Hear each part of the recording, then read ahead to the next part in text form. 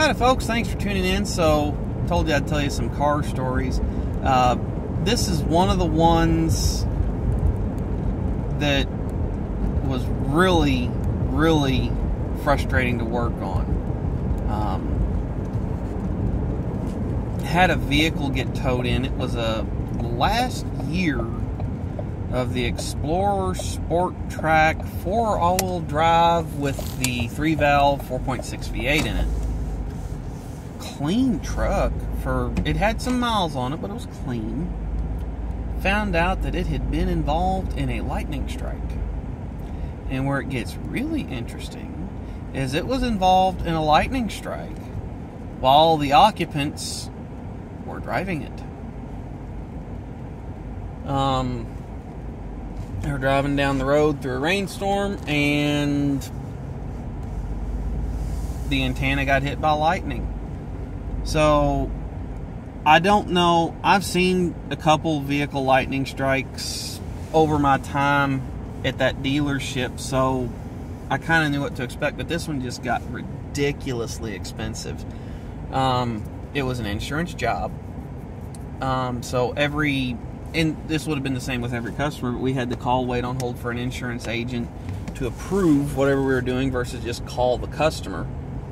Well, this thing was a basket case of electrical problems. No electrical power in the car. We get a new battery in it first off to make sure that we've got good electrical current. Nothing electrical. Start checking fuses. And I mean, this was a mechanic doing it, so I'm not necessarily rattling all this off in order that it was done. I just know the things that got done to it. We get the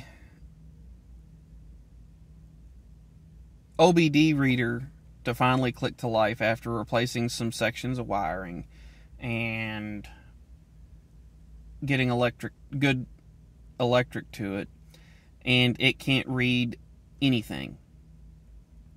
On vehicles of that year, you had the Smart Junction box, which was essentially your instrument cluster, where everything ran to and then ran to your OBD port. So we can get the Smart Junction box to click on, but that was it. So it has no communication with the powertrain control module, with the transmission control module, with the entertainment control module, window control module, HVAC control module, restraint control module, and everything else in the car. So none of the electronics are communicating. So what we'd have to do is run wiring from the Smart Junction box over to whatever module and find out what was up. And typically the wiring was fine, the module was just burnt up. We ended up replacing, I think it was every electronic module in this with the exception of ABS, I think. It was just a nightmare of a vehicle. The insurance company the owners wanted to total it out. The insurance company didn't want to, but we got within like $1,500 of totaling this truck out. It was a absolute basket case. And then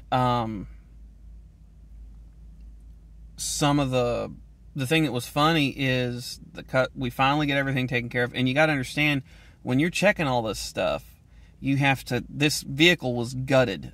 All the dash, the seats, the trim panels, the center console, sections of trim up there, all that stuff's taken out so the mechanic can run the wiring. We finally get this thing put back together, and the customer comes, picks their vehicle up. We road tested the crap out of this thing. I think the mechanic drove it home 2 nights just to make sure it was good. We get this vehicle shipped out. Customer comes back in a few days later, and their radio is just nothing but static. Like it'll work with the Bluetooth or the aux cable or CD, but it will not pick up radio stations at all. Find out that there was one section of wiring in the antenna where he didn't pull the trim panel out because it was working, where it had burned the insulation off, and then just putting everything back together or driving it around, they hit a bigger bump than he did, and it grounded out the antenna. So he had to replace a section of wiring in for the antenna. But good golly, that vehicle was a basket case. As far as I know, it was on the road. Like, they kept it, but they really wanted the insurance company to total it, and the insurance company hadn't reached the value threshold to total it. It was just a nightmare of a car. It was an absolute nightmare to get that thing put back together. That's this story, folks. Thanks for tuning in. Catch you next time.